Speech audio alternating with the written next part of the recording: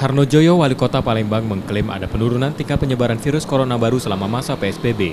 31 Mei 2020 sebesar 0,92% dari sebelumnya 1,29% pada 20 Mei.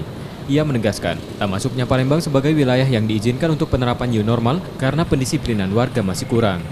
Dari hasil Public Health Fakultas Kedokteran Unsri, kecenderungan puncak penyebaran virus corona baru di Palembang akan terjadi pada 8 Juni. Hal itu berdasarkan angka insiden penyebaran sebelumnya, jumlah penduduk dan kontak rate.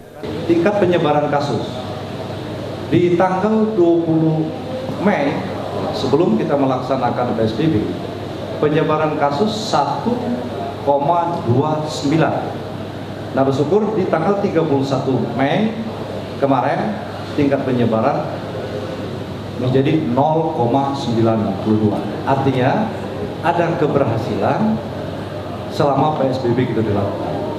Nama syarat tadi kecenderungan untuk puncak kasus corona di Kota Palembang ini tanggal 8 Juni yang akan datang.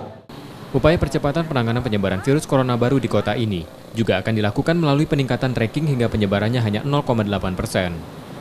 Reski Oktora, Muklas Diferensial, Trivida, Kompas TV, Palembang.